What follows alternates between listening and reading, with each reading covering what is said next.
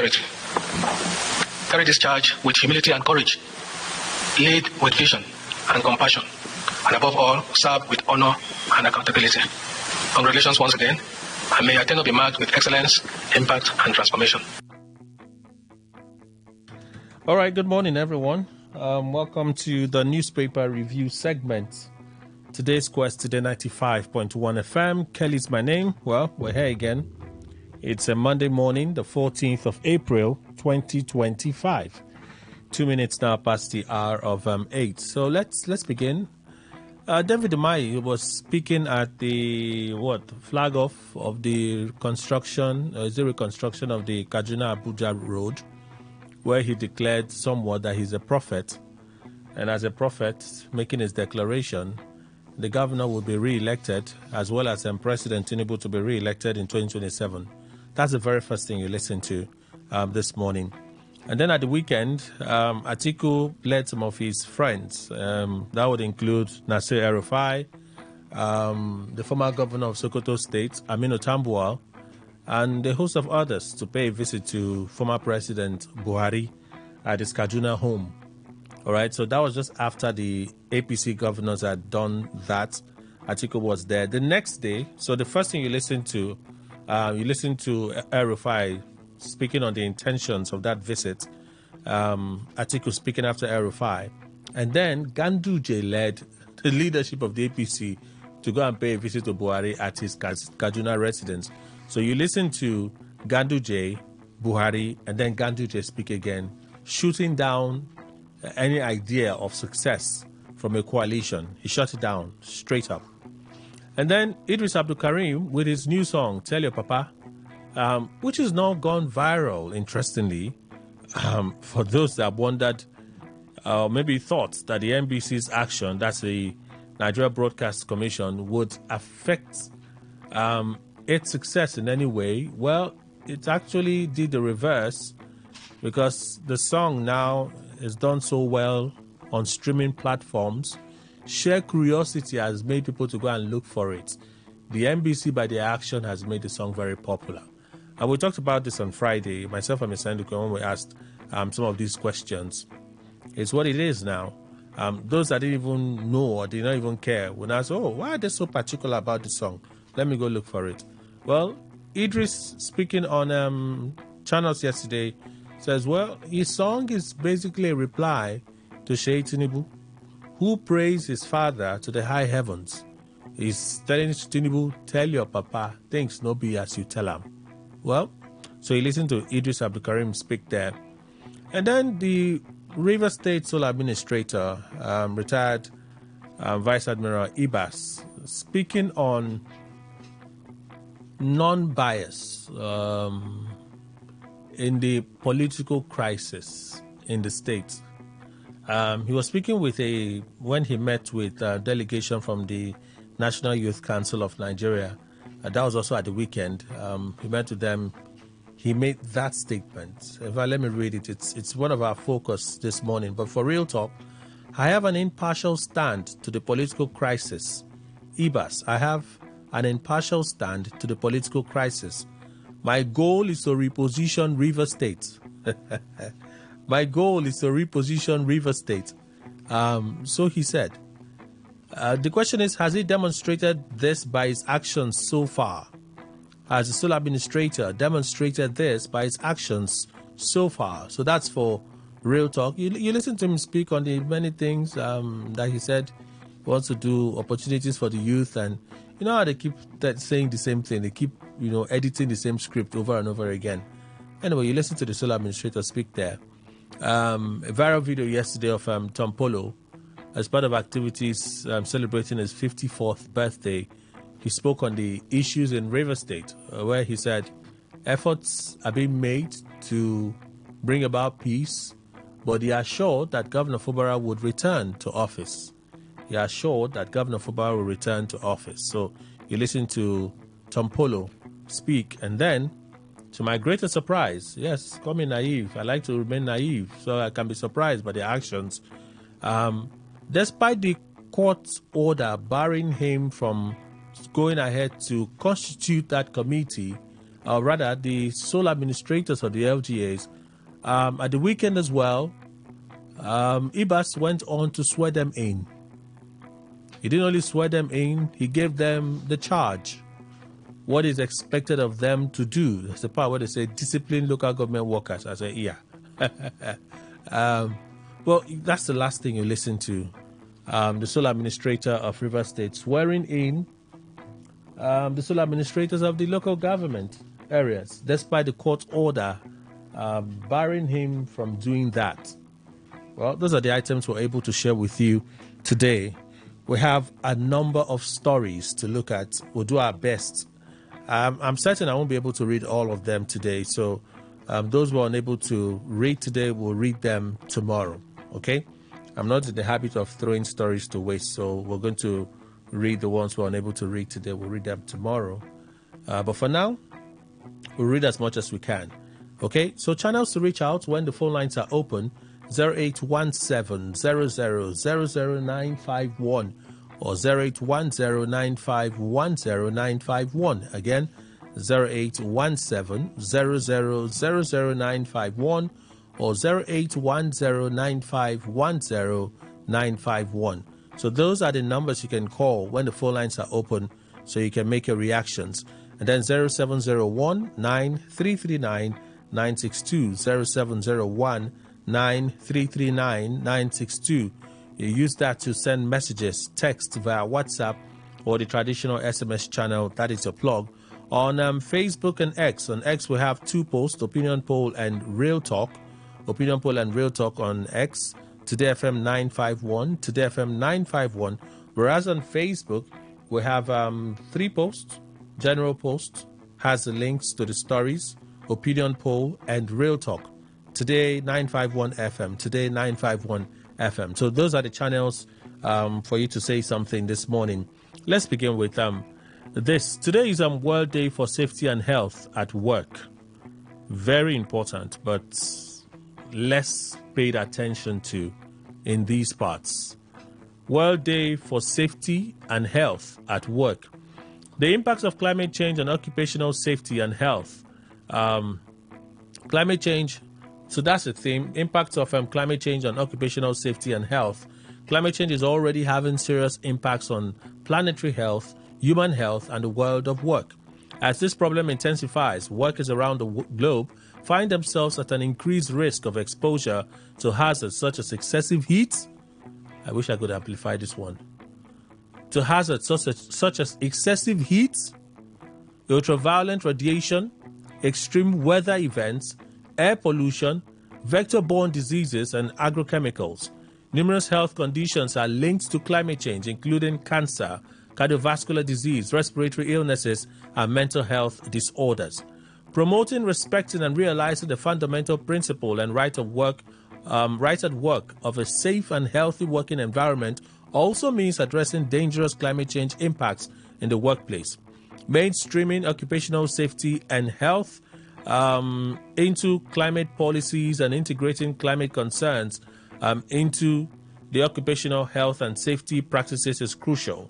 Legislation may need re-evaluation or new regulations as climate hazards evolve.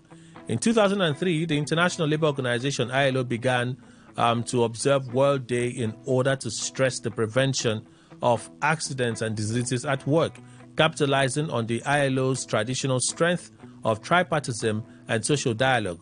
This celebration is an integral part of the global strategy on occupational safety and health of the ILO as documented in the conclusions of the International Labour Congress in June 2003. Now, April 28th is also the International Commemoration Day for Dead and Injured Workers organized worldwide by the trade union movement since 1996. There you have it. So let's go through the stories now. Daily Post, nothing new to reveal. Presidency reacts to U.S. court order on Tinubu's records. The presidency on Sunday reacting to the United States District Court of Columbia ordering the Federal Bureau of Intelligence, FBI, to reveal President Bola Tinubu's information. Tinubu's spokesman, Bayo Onanuga, says there was nothing new to reveal about the case. Onanuga says reports by Agent Moss of years. On X, journalists have sought the presidency's reaction to the ruling last Tuesday by a Washington, D.C. judge ordering the U.S. FBI and DEA to release reports connected with President Bola Ahmed Tinubu. There is nothing new to be revealed. The reports by Agent Moss of the FBI and DEA have been in public space for more than 30 years. The reports did not indict the Nigerian leader. The lawyers are examining the ruling. That's the response, and that dropped yesterday. So what's the story? U.S. court orders FBI anti-drug agency to release FBI's, that's Tinubu's records. That is the story. So the United States District Court for the District of Columbia has ordered the Federal Bureau of Intelligence, FBI, to make information about President Bola Tinubu public. Judge Barry Howell gave the order on Tuesday. The development sequel to a motion by Aaron Greenspan, an American who is seeking a reconsideration of an earlier ruling. Howell says protecting the information from public disclosure is neither logical nor plausible. Greenspan had accused the FBI of violating the Freedom of Information Act by failing to release within the statutory time documents relating to purported federal investigations into Tinubu and one Abiodun Agbele. Tinubu was alleged to have forfeited $460,000 to the U.S. government in 1993 after authorities linked the funds to proceeds of narcotics trafficking. Recall the Vice President Atiku Abubakar of the PDP, that's the People's Democratic Party, and the candidate of the Labour Party, Peter Obi, had challenged Tinubu's eligibility to contest Nigeria's presidency at the Presidential Election Petitions Court. Then the issue of Tinubu's forfeiture of the funds featured prominently, but the election court dismissed the suit and affirmed Tinubu's election. On Tuesday, Judge Howell ruled partly in favor of Greenspan. The judge said the FBI and DEA failed to show that they properly invoked the Freedom of Information Act. I speak as a prophet. Tinubu, Kaduna governor, will do 8 years in power. David Umahi speaking. I already told you the occasion. During the launch of the second phase of the construction of the Kaduna-Abuja-Kano Road project. You listen to him, so let's roll this story over. Benue insecurity, trader, housewife, Okada rider killed by suspected herdsmen. 3 persons have been reportedly killed by suspected Fulani herdsmen while returning from Jato Aka Market in Mission Community in Ihemba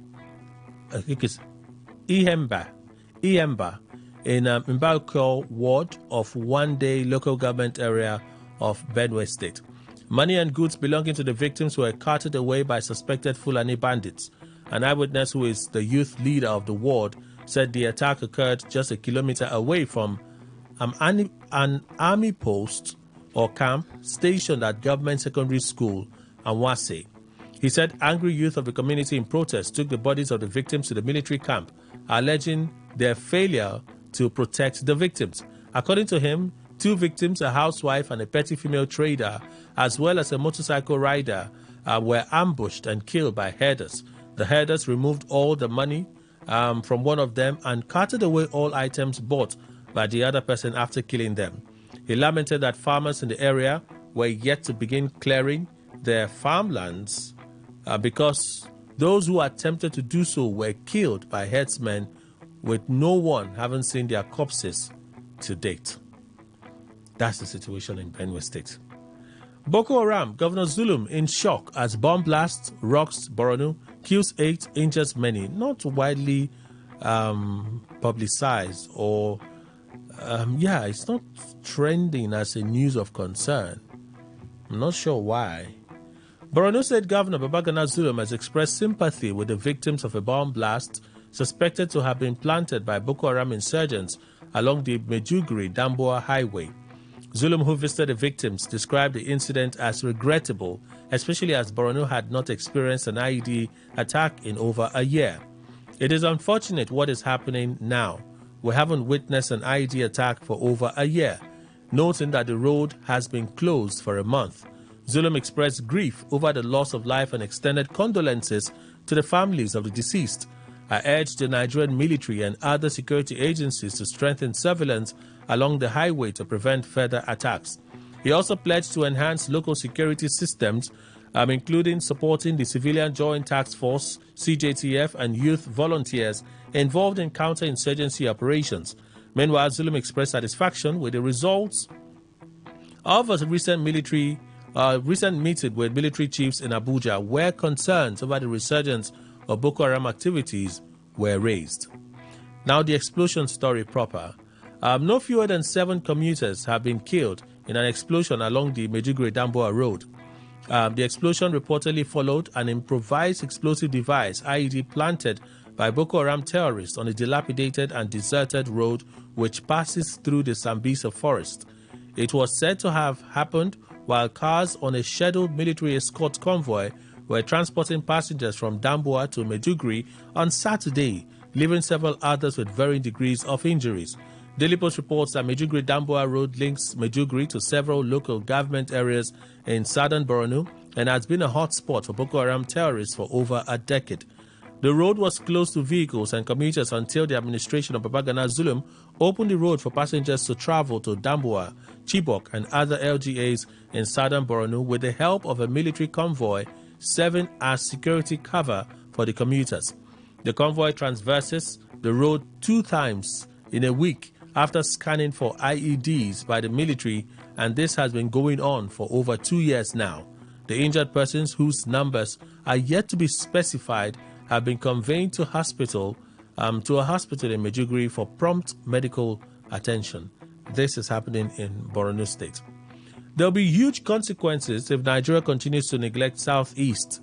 Joe Ibokwe speaking. There are some reports that list has been reposted on X, and on the heels of that, he's making this statement. What list? The list of the spread of President Tinubu's appointments.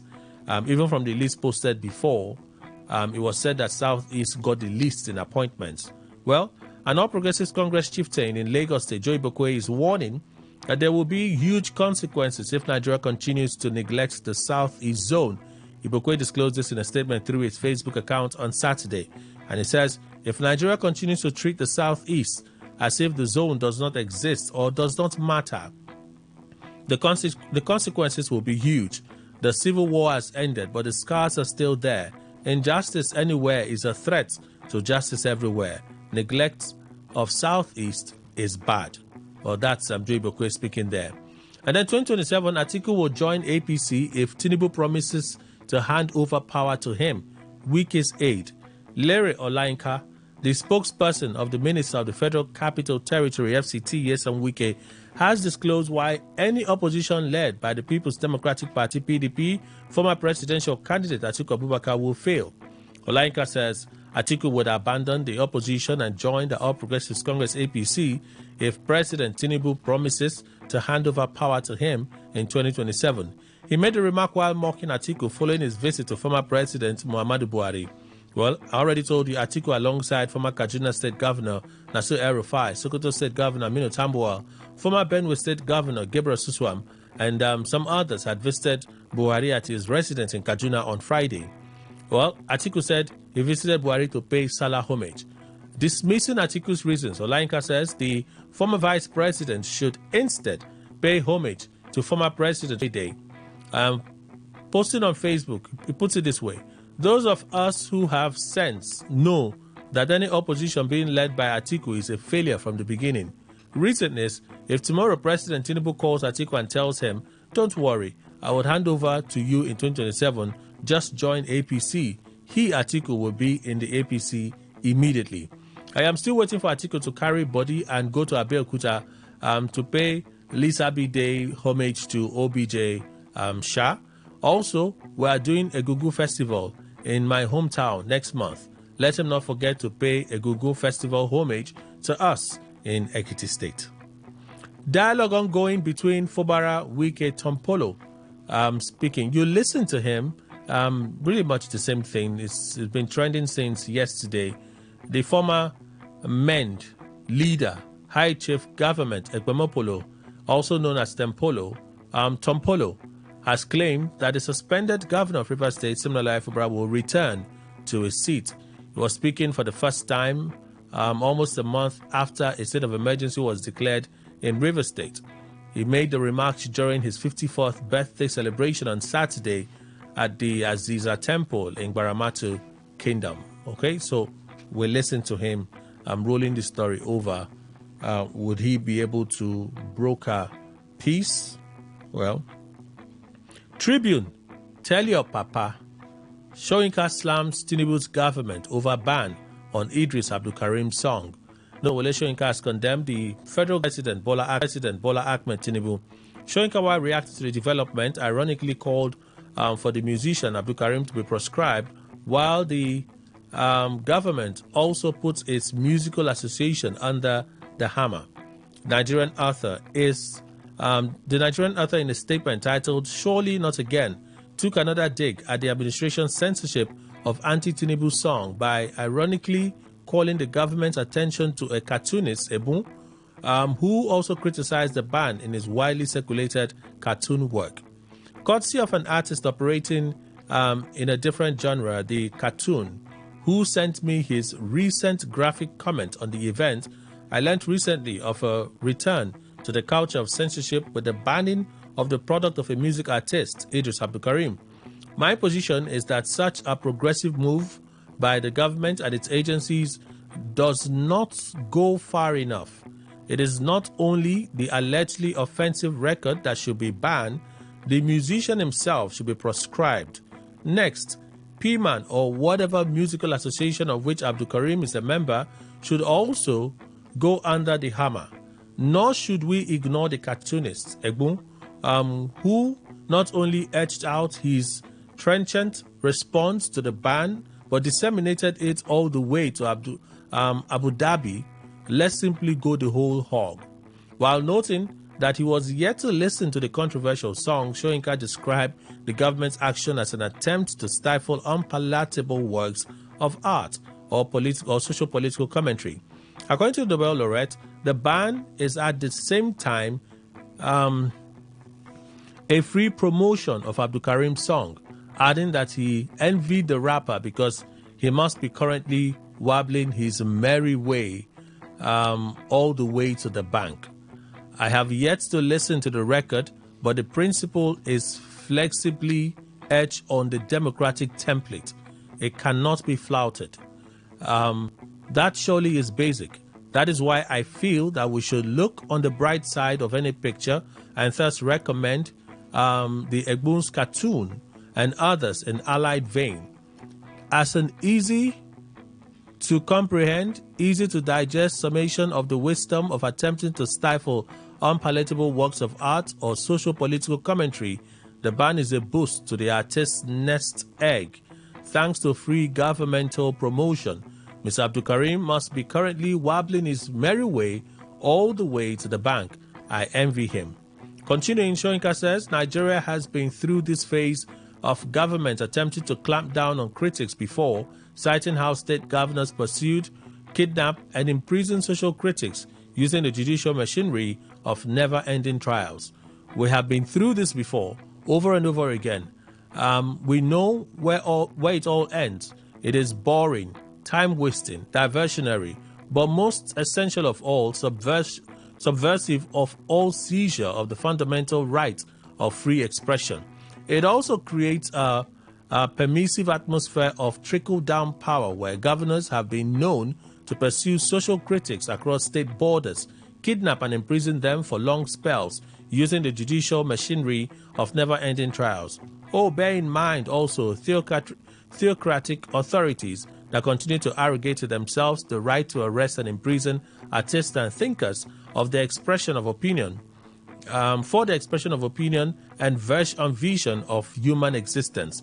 The fundamental right of free expression, as already touched upon, is not a faucet affair. It is never hidden, but echoes as loudly on international fora as in the most obscure hamlet.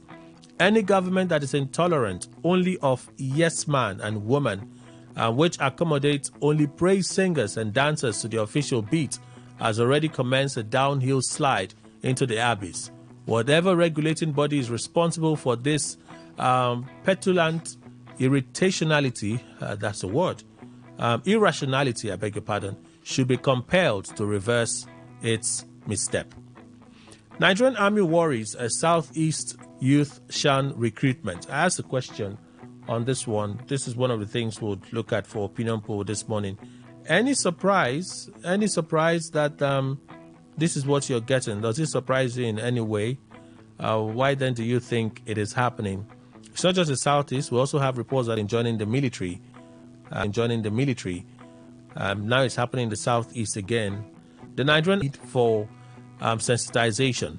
The team leader of the year 2025 Nigerian Army Recruitment Awima Ekato, who was in Umaya on Wednesday, stated that they came to sensitize youth from the Southeast on the importance of taking up the slots allocated to the region during the Nigerian Army recruitment.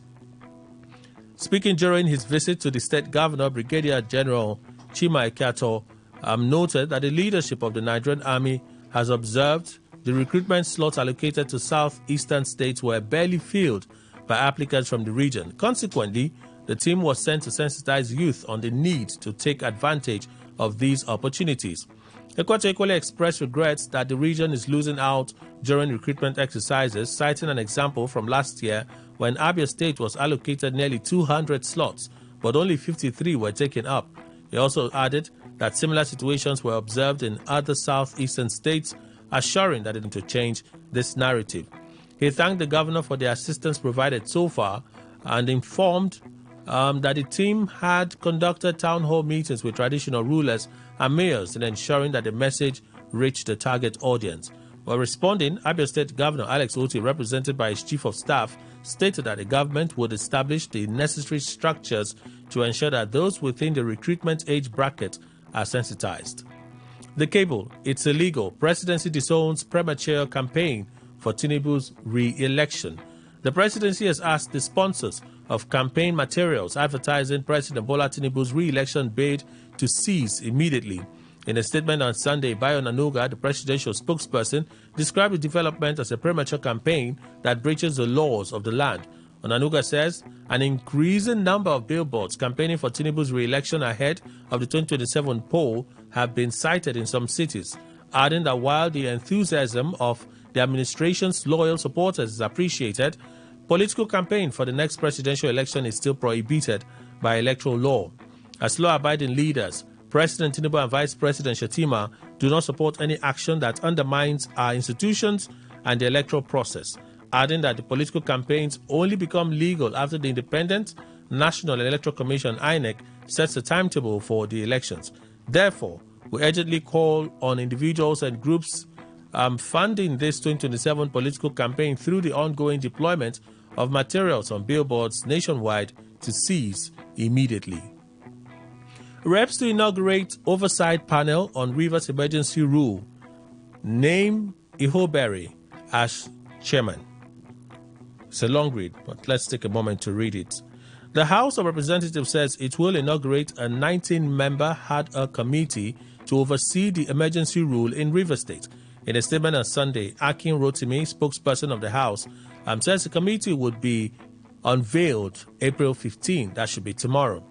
It follows the resolution of the National Assembly approving the proclamation with amendments by His Excellency Bola Ahmed Tinubu, GCFR, President and Commander-in-Chief of the Armed Forces, Federal Republic of Nigeria, declaring a state of emergency in Rivers State.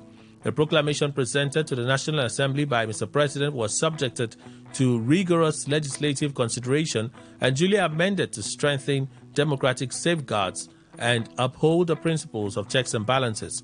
One of the most consequential amendments was the designation of the National Assembly rather than the Federal Executive Council as the oversight authority for all regulations issued under the emergency arrangement. In line with Sections 5 of the State of Emergency, Rivers State Proclamation 2025, and pursuant to Section 11 Sub 4 of the Constitution of the Federal Republic of Nigeria, the House has constituted a dedicated ad hoc committee to monitor implementation and ensure that governance in the state remains within the bounds of constitutionalism and the rule of law.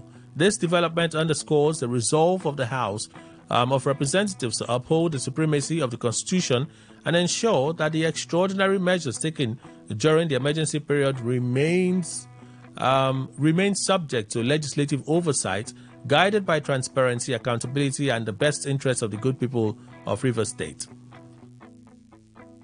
This move by the House of Representatives reaffirms its dedication to upholding the Constitution's supremacy and ensuring that the emergency measures in Rivers State are subject to legislative oversight, guided by principles of transparency, accountability, and the welfare of Rivers State residents. The 19-man committee will be chaired by Julius Ehuberi, the House Majority Leader, while Ali Isa will serve as Deputy Chairman. Other members include, just some of them, Idris Ahmed Wase, Aliyu Mukhtar Betera, Sada Soli, James Abildu Faleke, and the rest of them. So you have them there. There are 19 of them. Okay, so let's move on. FG tertiary schools colluding. Okay, tertiary schools colluding with banks to shortchange student loan applicants. I'm going to read this story perhaps tomorrow, so let me roll it over. I'm sure there'll be some reactions, so let's wait. Ex-Rep sues Tinubu Ibok Ete Ibas over Rivers emergency rule. Farah Dagogo, a former member of the House of Representatives, has sued President Bola Ahmed Tinubu and Ibok Ete Ibas, the sole administrator of Rivers State, over the declaration of emergency rule in the state. The suit filed before Amadou Adamu Mohammed, a judge at the Federal High Court in Port Harcourt, the state capital, challenged the legality of the suspension of Governor Siminalayi Fubara and the State House of Assembly members. The defendants in the suit are the President, Senate President, the Senate, Speaker of the House of Representatives, the sole administrator of Rivers State. On Tuesday last week, Dagogo, through his counsel, C.I. Emulozu, filed an ex parte application requesting that all the defendants be served the court processes through substituted means. In his ruling, Mohammed ordered the court process be pasted on defendants' last known addresses through courier services. An order is hereby made by substituted service of the originating summons dated March 28, 2025, and filed on the second day of April 2025, and all other accompanying and subsequent processes in this suit on the defendants by posting same through a courier service to the last known address of the defendants. The judge adjourned the case to May 12 for hearing. Falana to youth. Challenge people in power. My generation didn't suffer what you're going through now. One of our conversations for opinion poll as well. What's that question again? The opinion poll. Falana to youth. Challenge people in power. My generation didn't suffer what you're going through. Do you think it's more difficult today? Or what are the challenges youth face today? Do you think it is more difficult today, or what are the challenges youth face today? So tell us what you think that makes it difficult for youth to question and call those to power effectively. Femi Falanas, human rights lawyer, has asked Nigerian youth to reclaim the country and redefine its future. Falana spoke during the 6th Annual Youth Leadership Conference at the University of Lagos on Saturday. The senior advocate of Nigeria, SAN, said the country has changed for the worse and youth are suffering, hence the need for them to rise up. You will have to challenge those who are in power when you have access to power, because some of them in power today belong to our generation. We didn't suffer what you are going through. We lived a life of dignity. My generation had dreams, genuine dreams about this country becoming one of the best in the world, because we have abundant human and natural resources that should make us a leading country in the world. But what has happened? Your generation has a duty to reclaim the country. And please, when you are going to listen to songs and ceremonies of this nature, please try and listen to some of the great African musicians. The human rights lawyer says listening to such music would inspire the youth to fight for justice. You must also listen and be inspired to fight for justice in our country. You are often told that our country is poor. Quote me, ours is not poor. We suffer from material poverty because there is poverty of ideas in our country. They tell you you are leaders of tomorrow. You must be leaders of today first. So you must take back what is left. Falana speaking there. And then a funny story that went viral at the weekend as well. But there isn't much to it. For the benefit of those that may be holding on to it. Vehicle stolen during Jumat prayer in FCT no longer attached to NSA's office. Fresh information has surfaced about a vehicle reportedly stolen from a staff member at the Office of the National Security Advisor, ONSA. The vehicle was said to have been taken away while the Office of the National Security Office of the National Security Advisor official attended Jumat prayers on Friday in Abuja. A report on Saturday claimed that the FCT Police Command had launched an investigation into the disappearance of the Toyota Hilux. On Sunday, PR Nigeria reported that the vehicle was retired from official use and auctioned to the staff member 2 years ago. It is an old vehicle that was handed over to a staff member during an auction 2 years ago. An official of the Office of the National Security Advisor was quoted as saying, the vehicle was said to have been part of his administrative fleet before it was demobilized and sold. PR Nigeria said a military officer attached to the Office of the National Security Advisor said his staff member had parked the vehicle along the roadside in Friday's central area to attend Friday congregational prayers. The staff left the office in the early afternoon, and when he saw that prayers were about to begin, he parked by the roadside and joined the congregation. It was shocking that the vehicle was no longer there upon his return. The source said a distressed employee introduced himself as a staff of the Office of the National Security Advisor while filing the report and sought the police assistance in tracking the stolen vehicle. When the cable contacted Josephine Ade, FCT police spokesperson, she said no statement was issued regarding the car theft. Okay. Premium Times. Nigerian Senate speaks on disbarment of its ethics committee chair from practicing law in the U.S. I'm going to roll this story over. It's interesting, but we'll read it tomorrow. Hopefully we don't have a storm tomorrow, so we'll do it tomorrow. Emergency rule. Dixon visits Fubara, discusses next move. That's our next story. Bayelsa Senator Seraki Dixon commends the suspended governor of Rivers State, Siminalayi Fubara, for remaining calm and peaceful amidst the political development in the state. In his visit to Mr. Fubara at his private residence in Port Harcourt on Friday, Mr. Dixon, a former governor of Bayelsa State, said they both discussed extreme political developments in the state. I appreciated his calmness and peaceful disposition amidst unprecedented turbulence, Mr. Dixon said in a post on Facebook. He also shared pictures and a short clip of the visit on his Facebook page. During the visit to Fubara, Mr. Dixon in the post commended the people of Rivers State for maintaining peace amidst extreme and rare political development, but noted that it may very well be the peace of a graveyard which any little trigger can alter the balance of peace in the state and across the Niger Delta region. He urged Ijaw people to remain peaceful and resist any provocation or incitement to violence. They should refrain from violence and the destruction of strategic oil and gas infrastructure in the region, which tends to cause further pollution damage to our already compromised environment, slow down the pace of economic development and activities in the region, and create fiscal challenges for government at all levels in the country, especially at this time when the global economy is experiencing unprecedented instability with consequences for all nations. The Ijaw nation is not at war with the president or the APC-led federal government. On the contrary, the Niger Delta and Ijaw nation have always stood for a restructured and truly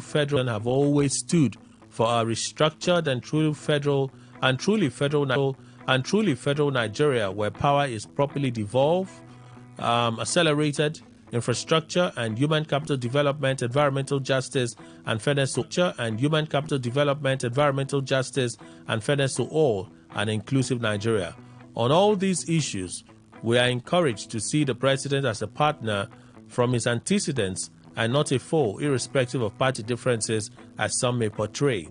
Mr. Dixon advised Rivers Administrator Mr. Ibas to refrain from actions that do not build confidence and aid in quick and amicable crisis resolution. I won't tolerate abuse of office, misuse of public funds, Ibas tells LG administrators. Well, we listened to him when at the weekend. We listened to him when he swore them in at the weekend. So this, I believe, is our last story for today. Yeah. So I owe you 2 stories. Okay? We'll take that to tomorrow. It's now 8:42. We'll go for a commercial break shortly. But let me introduce panelists and let's see what we can talk about in maybe 5 minutes. Of course, we won't exhaust it, but let's just begin. Well, Asim Adams Esquire is in the studio this morning. He's a legal practitioner, convener of Lawyers Without Borders, Port Harcourt. Barrister, it's good to see you. Good to see you, Kelly, and good to be back again. It's really refreshing to see you. Yes, so absolutely so. Good Welcome, morning, sir. Nigerians. How's the trip been? Well, my trip has been my sabbatical, I call it, has been very wonderful. It was very, very wonderful for me. I have to, try and, go through new frontiers and trying to reinvent myself. I think I'm a better person now. Welcome, sir. Thank you very much. Good morning. Dr. Richard Waigwe, Executive Director, Citizens Leadership and Role Development Initiative, CLAD, is also here. Welcome, sir. Morning, Mr. Kelly. Morning, Nigerians. And Mr. Emmanuel Indukwe, our in-house analyst, joins us as well. Welcome, sir. Thank you very much, Kelly. Good morning, Nigeria. Well, before we jump into what he has to say, I like to ask the question. Yes, Mr. Indukwe will say he's not surprised, but I like to be surprised. The sole administrator of Rivers State, Ibas, went on to swear in the sole administrators of the LGAs despite the court order. Can we conclude that we're truly a nation that is lawless? Bryce Adams. You may not conclude because we have a commercial just around. The point is very clear that any nation that disobey court orders does not practice democracy. And by virtue of Section 287, sub 3 in this instance, because I heard that is a Federal High Court order. 287 sub 1 deals with that of the Supreme Court for Court of Appeal. 287 sub 3. Now, what is that particular 287? The committee reading of 287. The moment a court in any of these categories, whether magistrate court, customary etc., as the case may be, gives an order that all individuals and institutions must obey and aid execution of that particular law. So I believe that the position of the Milad or Solad, as they call it, whether rightly or wrongly, is there or not, but I am saying it is an institution. If it is not an institution that is legally recognized, then it is an individual which come within the compass and context of Section 287. So now, if you flagrantly disobey, that particular section of the Constitution, as a governor, for instance, as a president, to what we call gross misconduct that can result to maybe impeachment. That is for a civilian governor or a civilian president. That is to tell you how hallowed that particular section 287 has been. Two is that, you see, it was just Soputa that said that the orders and judgments of courts are like bullets that comes out from AK-47. That if you fire those bullets and it hits the human or your target and it has no effect, then the essence of you wielding an AK-47 goes to nothingness. So the judgments or orders of court are the potency and the supremacy, that a particular court can say that is the reason why we are hallowed, and this is the reason why we are the interpreters of the law. Now, if you do not obey those orders, then there's no reason for you to have the judicature. So, what has happened here? I am just trying to subscribe and summarize. Because, you see, Nigerians have, come up.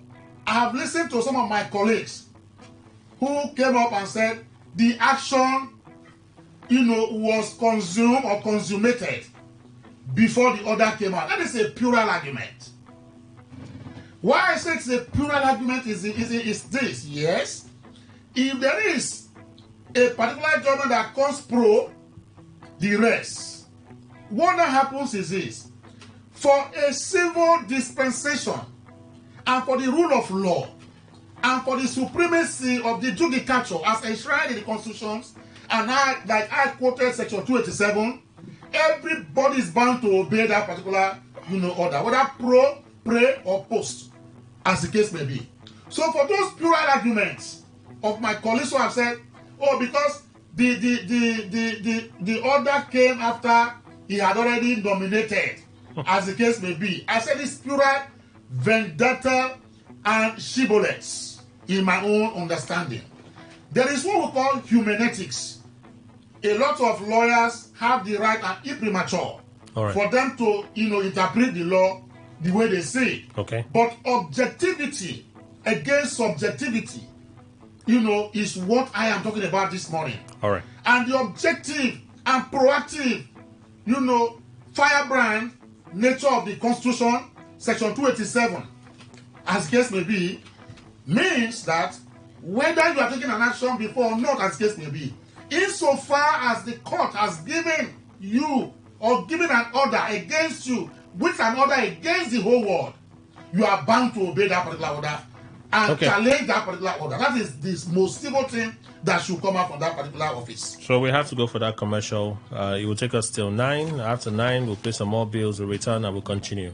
Please stay with us. Today 95.1. Good morning.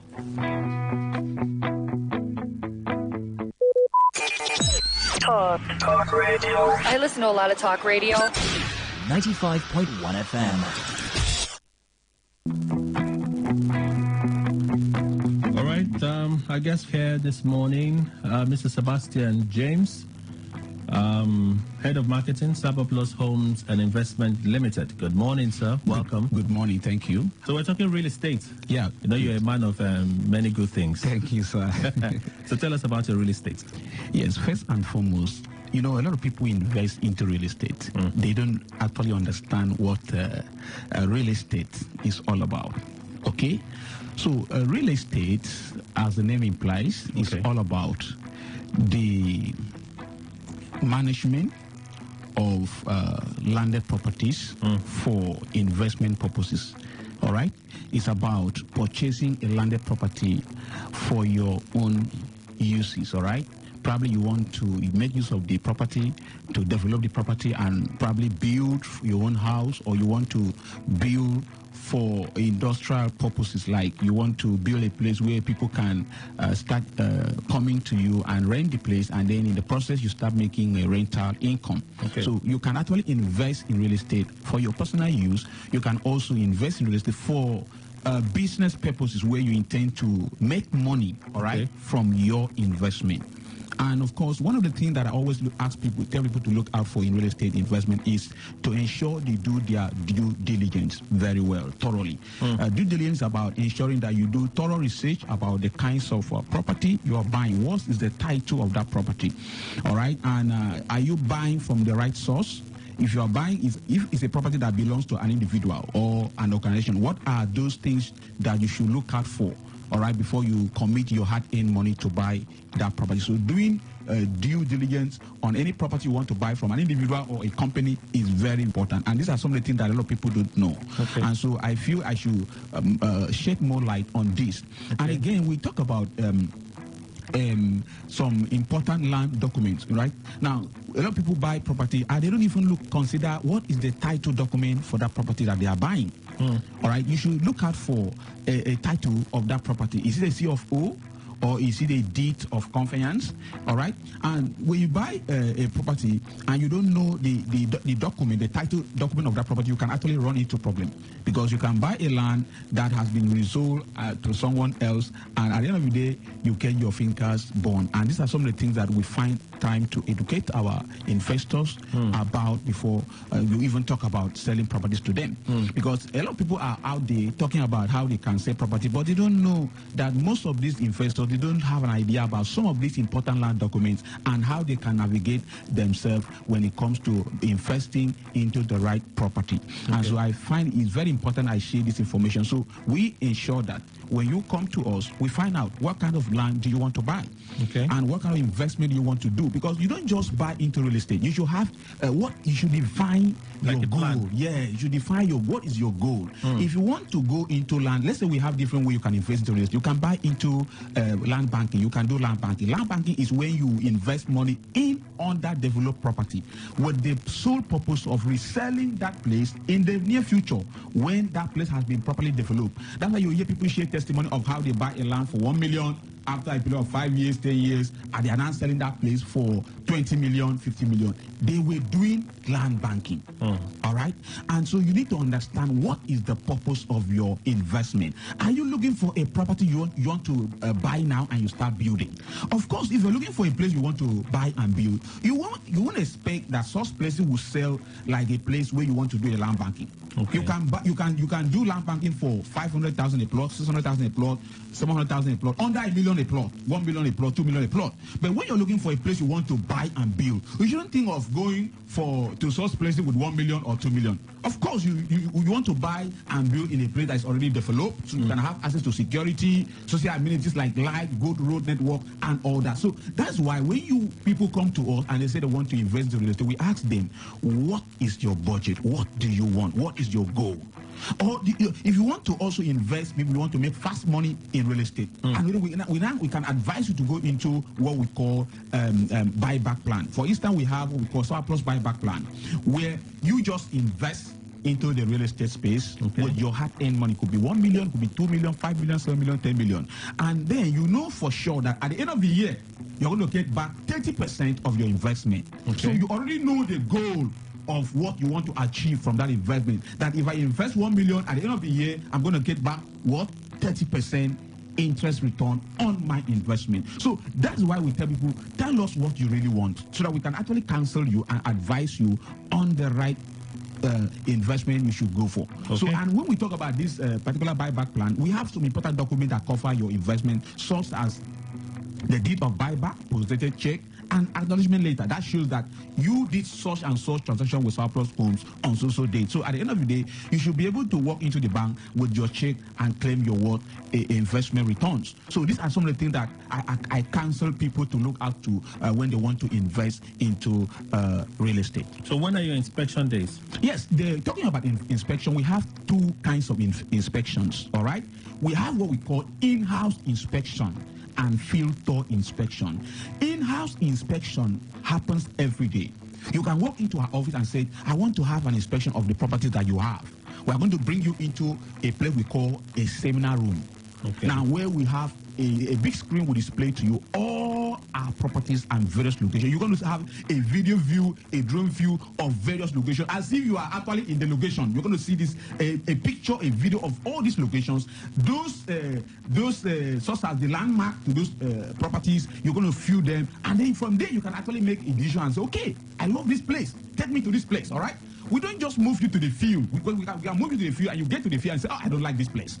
So we conduct an in-house tour, in-house inspection before we take you to the field. Okay. When you make a decision and say, okay, I'm good with this, I'm good with this location, I'm good with this location, okay, fine. We move you to the field, and then you can actually go and see the physical location of what you saw on the screen, so you can begin to actually make it's like they have to do two steps. They have to see first of the screen, and if they decide they want to go physically, then you take them physically. We move you to the field. Beautiful. Okay, so is there a day for that? Yes, it happens. The in-house inspection happens all days. Okay. All right. All including days. Sunday? No. Sunday is not great. Of course, you know we need to go to church and thank your God. I don't know. I'm just Monday asking. through Saturdays, all right? Monday through Saturdays we have our in-house inspection. All right. And then most specifically on Thursdays and Saturdays. Okay. If you want to come for on the Thursday, on-site inspection. No, both the in-house inspection still hosts on Thursday specifically. Like you said, now Mondays to Saturdays. Yes.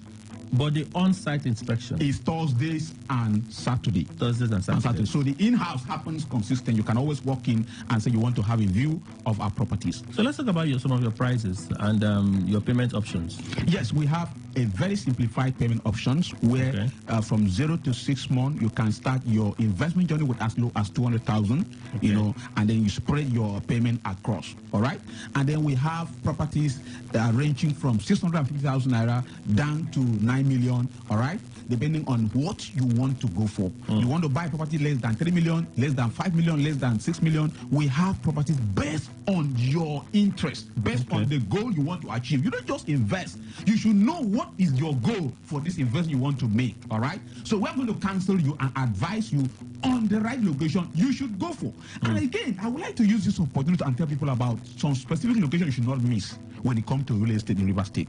You see places like Omagwa, you should make sure you have a property around that location, because that is where we have the international airport, all right?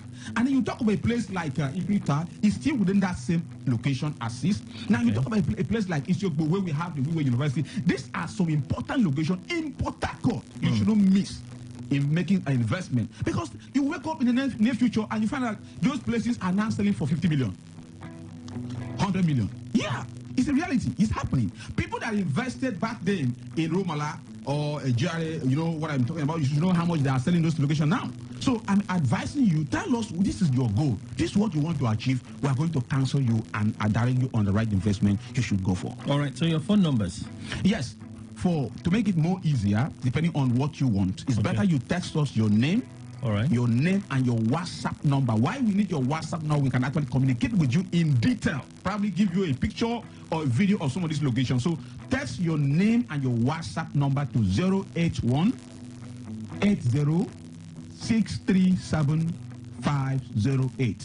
The number again, 081 80 637 508. Again, 081 80 637 508. You can also locate us at Great Grace Complex, number 41, NTA Road, Unsoba, where we have the new flyover, the new Unsoba flyover, right? Our office just within there. And for those who want to really go into the buyback plan, you want to invest, all right, because you want to fight against inflation. The money you keep now and you don't make use of will be eaten by inflation. And that's why you advise people to take advantage of a buyback plan. All you need to do, tell us that you want to come into buyback plan investment, and then we are going to guide you on how you can take advantage of it. And don't forget, we talk about the Pedagogical Realtor School. All right, Pedagogical Realtor School is a school that is designed for those that want to learn about real estate as a realtor. And then we give you courses, professional courses that can help you to sell real estate, such as Facebook ads, Instagram ads, and social media marketing strategies that can help you to grow yourself as a realtor. So all you need to do is to also send us a message on our WhatsApp number, which is 081 80 637 508, and we're going to guide you on how you can enroll. The number again, we're out of time. Yes, 081 80 637 508. One more time. 081 80 637 508. Thank you so much, Mr. Sebastian James, Head of Marketing, Suburplus Homes and Investment Limited, for making the time and sharing this information. My pleasure. Thank you so much. God bless you. All right. We'll return to our conversation in a moment. Stay right here.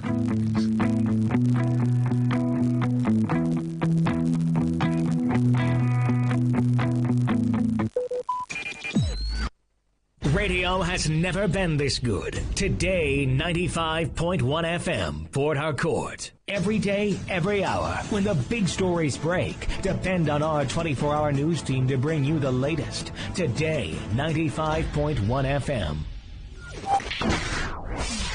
Today, 95.1 FM, Port Harcourt. News update. A very good morning to you. Here's the news update on Today 95.1 FM. I'm Rona Abera. The All Progressives Congress, APC, has slammed opposition politicians mobilizing for a coalition against President Bola Tinubu ahead of the 2027 presidential election. The national chairman of the APC, Abdullahi Ganduje, dismissed the coalition moves as a doomed joint venture. Ganduje, who said this during a meeting between former President Muhammadu Buhari and an APC delegation in Kaduna State, described the brains behind the coalition as strange bedfellows who cannot work together. The APC delegation was at Buhari's residence few hours after Vice President Atiku Abubakar led other opposition figures, including former Kaduna State Governor Nasir El-Rufai and former Sokoto State Governor Aminu Tambuwal, on a post-Salah homage to the ex-president. The APC chairman told newsmen that the ruling party was comfortable and would win not only the presidential election but more governorship seats in 2027. On alleged lopsided appointments by the president, Ganduje said there was no truth to the claims but explained that the party was working on the statistics of appointments done by President Bola Tinubu to clear the air on the allegation. The federal government has threatened to expose any procurement officer involved in inflating costs of contracts. The federal government, through the Bureau of Public Procurement, PBP, also said it will soon release a policy that will debar contractors that default consistently, warning that the era of procurement officers behaving like politicians and collaborating with contractors to circumvent the process was over. The Director General of BPP, Adebowale Adedokun, who also read the Riot Act while making his presentation at the Bureau Enlightenment Workshop for Directorate of Procurement in Ministries, Departments, Agencies, MDAs in Abuja. Adedokun said procurement officers were expected to lead procurement reforms, which he said were changing rapidly and should make sure government projects are delivered timely and according to specification. He threatens to hold accountable procurement officers if any procurement process failed, just as he assured those who carry out their duties diligently will be protected by the agency. The Joint Admission and Matriculation Board, JAMB, has released the results of the 2025 Mock Unified Tertiary Matriculation Examination conducted on April 10, 2025. In a statement by spokesperson Fabian Benjamin, JAMB urged candidates to check their results by sending mock results via SMS to either 55019 or 66019, using the phone number they registered with for the examination. According to the board, the mock UTME is optional and aims to test its yearly innovations while also giving candidates an opportunity to experience the computer-based test environment ahead of the main examination. JAMB, while acknowledging delays faced by some candidates during the mock exam, expressed regret over the inconvenience, adding that the disruptions were due to new features introduced to improve the upcoming main UTME. The board urged candidates to continue supporting its efforts, adding that the mock exam remains a key part of its strategy to enhance the UTME process and better prepare candidates. And on the foreign scene, delegates from the United States and Iran have agreed to hold more talks this week after concluding indirect nuclear negotiations in the Omani capital, Muscat. Iran's Ministry of Foreign Affairs described the talks as having been conducted in a constructive atmosphere and based on mutual respect. Iran had rejected direct nuclear talks with U.S. President Donald Trump, saying it was open to indirect negotiations. Trump and his officials had also insisted the talks would be direct and be in the same room, but Tehran had stressed that the negotiations would be indirect. Omani Foreign Minister Badi bin Hamad al-Busadi acted as chief mediator, taking messages between the delegations who were sitting in separate rooms. Iran has emphasized that the talks will solely be focused on its nuclear program and not its military capabilities or its axis of resistance of aligned forces across the region. Shortly before the talks, U.S. President Donald Trump again warned Tehran of military action if a deal is not reached. And that was the news update on Today 95.1 FM. I'm Rona Agbara. Many thanks for listening. Good morning. Talk radio. I listen to a lot of talk radio. 95.1 FM.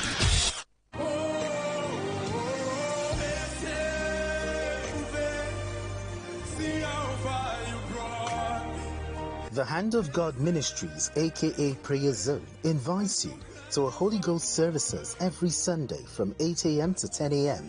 and every last Friday of the month by 5 p.m. for End of My Problem service, ministering under the unction of the Holy Ghost, Prophet Fred Ikwe.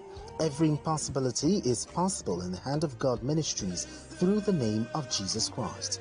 Come and you will be highly blessed. For more information on our programs and counseling, call on 0813-717-3129, 0703-012-4018. Behind Choba Police Station by the Berkins Hotel, River State. Jesus is Lord.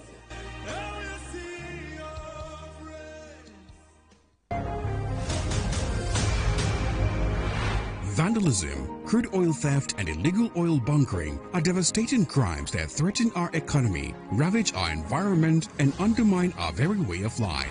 These destructive acts pose a direct threat to our nation's prosperity, stability, and future. But together we can combat these crimes, safeguard our oil and gas resources, and ensure a brighter future for all Nigerians. Please report suspicious activities to the authorities. Call 0707 645 8423 or 0707 645 6575. You can send an email to info@tantita.com. Visit our office at number 1 Refivia Close off Agbamu Road, DDPA, Oborikoko, Uvia Local Government Area, Delta State. Let's work together to protect our oil and gas assets and build a brighter future. This message is from Tantita Security Services Nigeria Limited. Unleash the power of the airwaves with the ultimate radio experience. Tune in to Today95.1 FM, the voice of the people. Don't just listen, immerse yourself. That is 100% true.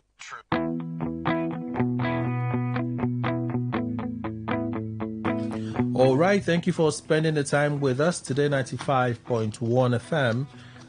We have in the studio engineer Emmanuel, information illuminator, business development coach. Welcome, sir. Good morning. Good, beautiful morning to you. How are you doing? I'm excellent. And you, sir? It's a choice. I'm fine. People don't know why I'm laughing. They will not know because there was a conversation before this thing. They have no idea. No, never. They will never know. Except that God will feel what they happen. Or somebody has a camera. I'm telling you. With live sound coming out. Beautiful. Wow. Welcome, sir, again. Thank you so much. So tell us what you do at Information Hub and how you help businesses. Yeah, Information Hub, we tell you about the technology that is about embracing you. Every day new technology are coming out every day. Okay. All right. Elon Musk is advertising his Tesla phone now. All right. And he's seriously about it, and a lot of innovation that he is bringing. But I'm not talking about that. There are 2 technologies that I'm going to share with you. All right. And it's going to blow your mind, and it's going to actually help you think right. All right.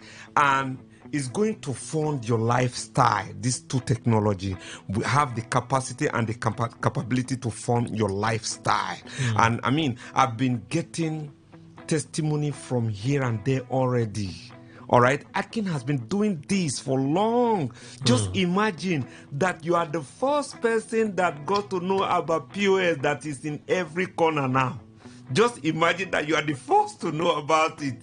I remember Ben Jack. All right, he took advantage of MTN. All right, took advantage. I think his first office was before Waterline. There, I remember then I was working offshore.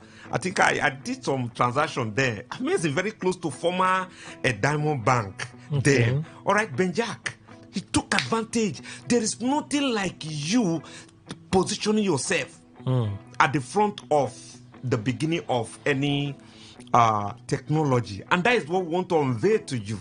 Just come and see it.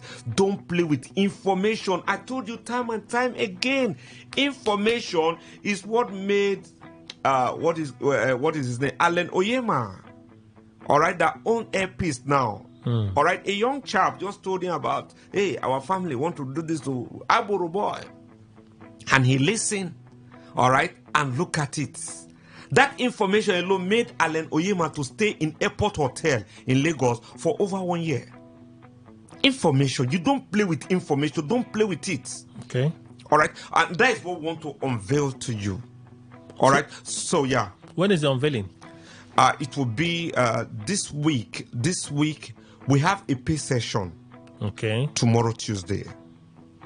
All right. The pay session is usually on Wednesday. No, tomorrow, Tuesday. But this time it's Tuesday. Yes, tomorrow, Tuesday is the pay session. All right. And on Thursday is free. The same thing that you're going to hear in the pay session is, I'm just telling you to know, there's no difference. All right. So why should someone pay for it when they can get it for free? It's because you are not chance on Thursday. And you want it on Tuesday. And if you want it on Tuesday, You know, why we announce pay session is because we've gotten people ready already on Tuesday. Okay. They have paid already for that pay session. So we are just saying it in case if you will not be chance on Thursday for the free session. You can afford it. Yeah, you can. You are not chance on Saturday for the free session. Then you can pay for the paid session. Paid session, yeah. So how much is it? It's $15. $15. Yes. Okay. So, what do they need to do to either be in the paid session or the free sessions? Now, the free session is on Thursday. I'm particular about the free session, but if you are coming for the pay session, it's fine. I love it too. All right, I love even the pay session more than the free session. But in Rivers State, I don't like doing pay session in Rivers State because Rivers State has already actually blessed me. Okay. You know, Rivers State has actually blessed me. So that is why we are doing a lot of free session. So Thursday and Saturday is a free session. All right, and all you need to do to be part of this, to be ahead of the technology, to get information. Now we are going to prepare you for the present and the future on Tuesday, Thursday, and Saturday. All right. So all you need to do is to WhatsApp your name, your location, and what you do. All right. Then you indicate, are you coming for Tuesday? Remember, you have to pay $15. Are you coming for Thursday? It's free. Are you coming for Saturday? It's free. You have to indicate when you are coming. All right? So indicate it and send it to us on WhatsApp on this number, 090 449 48603. I'm going to repeat that number again. If you are driving, you can park your car and just get the number down. 090 449 48603. Let me repeat that number again. 090 449 48603. So you need to send your number, your name, location, what you do, and when are you coming? Is it Thursday? Is it Tuesday, Thursday, Saturday? Which of the day are you coming? All right. So it's when they do that, they send you those messages, you will tell them the venue. Yeah, you tell them the venue. And please make sure that you are the communicating type on WhatsApp. Don't just send message, because a lot of people send message and they don't respond. So they send a message and then they turn off their data. I don't understand. I don't understand. But it's a free word. You understand me? Okay. It's a free word because what we are giving to you now, all right, Oga, this if you are to pay for this session, $15 small. I have a friend in Malaysia that is doing the same thing that I'm doing. Even on online. This one is online. You cannot see this person physical. It's online. And you're going to pay $50 before you can access him online. You will pay $50 first. But we Nigeria, we are helping ourselves. You see why I'm doing this thing? It's because of what Fela said. Fela said something and it's so striking. Fela said in his one of his music, the title of the music is Army Arrangements. He said something. He said, "Sofa de Africa, bakbarakba. A sofa de bakbarakba." That is strong. Condition de bakbarakba. And he said something. He said, "The condition where you de, I don't know." Then he said, "The condition when him Fela de, he know." And he said, "His condition, my condition don't reach make her act." Do you understand me? So you listen to that music, you will say, you like. I was listening to that music yesterday. I was like, did Fela release this music yesterday? Do you understand me? But how can he release music from the grave? Do you understand me? Because it's so new. It's so new. Guys, if you compare it to what is happening now, Army Arrangements, it's so new. The condition when you day, I don't know. And that is why the condition when you day, you don't reach, make you act. If your condition still they make you act and you still did not talk the way you feel, then you go die, you. Okay. So your condition need to position you to get with me. Guy, my condition don't reach, make her act, and I'm acting. All right. I'm acting. Yeah, go ahead, sir. So the numbers again. That the numbers again for you to know about this technology and position yourself for what is coming. So we are going to tell you about what is here and what is coming. We're going to tell you about the NFT, the NFT staking. I mean, don't just made a lot of money from the NFT, all right? All right, Mark Zuckerberg, the owner of Facebook, talked about metaverse for over 3 hours. All right, we should talk about it for longer time. All right, if the second richest man in the whole world talked about it for 3 hours, you go all out for it. So the number for you to get with me to know about all of this is 090 449 48603. All right, you need to send your name, your location, what you do, then which day are you attending this conference? All right, is it Tuesday, Thursday, Saturday? Remember, Tuesday you have to pay for it, but Saturday and Sunday, Thursday and Saturday, they are for free. And the number again is 090 449 48603. Again, please. 090 449 48603. So in 20 seconds, because we're out of time, your final word. Now, what you would need to know is this life, everything depends on you. Okay. And what I would advise you to do is unlearn, relearn, then learn. Okay. All right.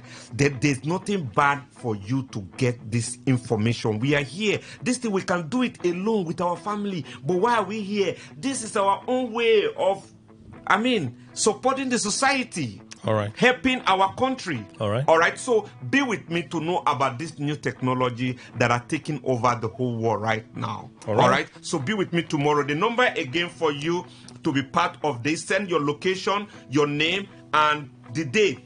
Is it Tuesday? Tuesday is for pay session. Then Thursday and Saturday is for free. So the numbers are 090 449 48603. Thank you so much. Thank you so much, Engineer Emmanuel, for making the time to be here this morning. Thank you so much. We'll return to our conversation. It's Today 95.1. Good morning.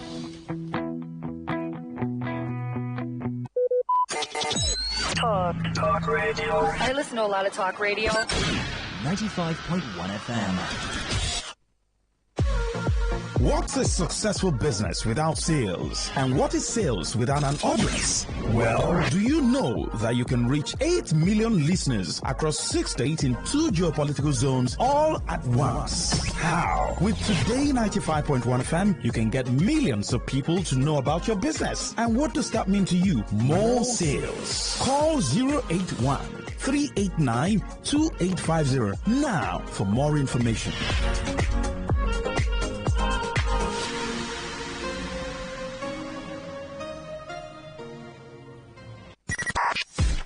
.1 FM, voice of the people. And we're back.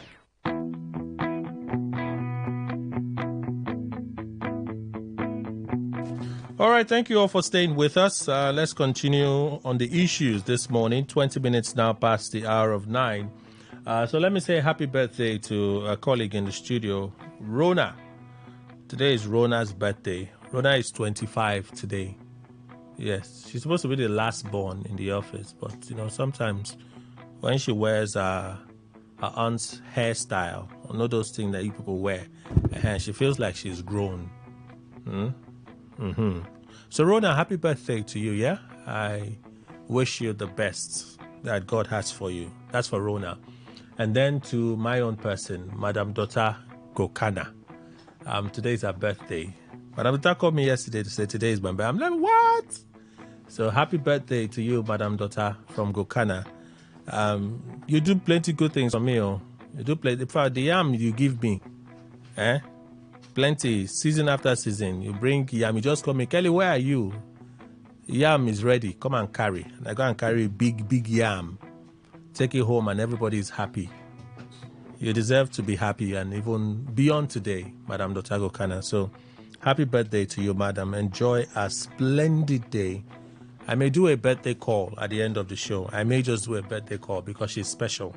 So, I may just do a birthday call to Madam Dr. from Gokana at the end of the show today. All right? So, to everyone celebrating by extension, we say happy birthday to you. Let's continue. I already took the views of Barrister Adams. Let me go to Mr. Ndukwe. Despite the court order, I really had thought that, well, the sole administrator could say, at the time we made the announcement, we're yet to be aware of this court order. But a day passed, and he went ahead to swear in the sole administrators. What does that make us? Well, it makes us generally, because it's not only a bus, you know. It's a culture. Of course, it is a culture. We do not listen to anything we should listen to, because right from infancy I've been trained that once there's a court pronouncement, an order from court, it must be obeyed. Even if it's wrong, obey it and then look out for something that will vacate it or whatever. But this one, there's no attempt at vacating it and all that. The pronouncement rang out with intensity. You heard it. You are saying it was this and that, and you went ahead. ABAS is doing this because he's also witnessed the federal authorities doing that. No, don't forget that I have stated on this platform that whatever ABAS is a messenger, for goodness sake. And if ABAS were going to be very honorable from the one he was called and said, "Now, come and take over Rivers State because we are suspending the governor," he would have said, "Sir, I can't do that." He remained where he is. Nobody will hunt him and all that. But that he accepted that means he will, as it were, act out the script he's given. Because there's no way you tell me that what ABAS is doing, that the president does not support them. That's the way I look at issues. From the cause, the origin of the cause and all that, and what is behind it. So ABAS is doing what I expect him to do. Because if he were not going to do it, he would have objected and said, "No, I can't do this kind of job. It will be against my principle." And he wouldn't have taken up that challenge. Now he has taken it. He must indeed, one after the other, execute them with precision. All that he was given. In fact, if there are overzealousness in his blood, he will add them. But the main thing will be the target. He was told, execute it. He won't cross the target. The line is drawn for him. He will keep on. So all the people that are wailing, as it were, maybe using additional language, will keep on wailing. ABAS will execute them from 1 to maybe the number they are. Because remember, Kelly, was it this Muslim, the Kaduna man, Ezazaki, I think it was Ezazaki, that maybe they tried Nigerian courts and whether Falana who took it to ECOWAS court or so. They got judgment there now. Good. Positive judgment. Thank you very much. Did Buhari obey? Well, he eventually did. And that's what, it's like you said, eventually, you have indeed capped that to that particular judgment. We are talking about when the court pronounces that. What did federal government do? For me, I have said those that are picked or elected, but they finally made the positions, they are like mirror. You see, as our eyes are on this TV, so the authorities of federal government are to those in the state. Now, if ABAS has come in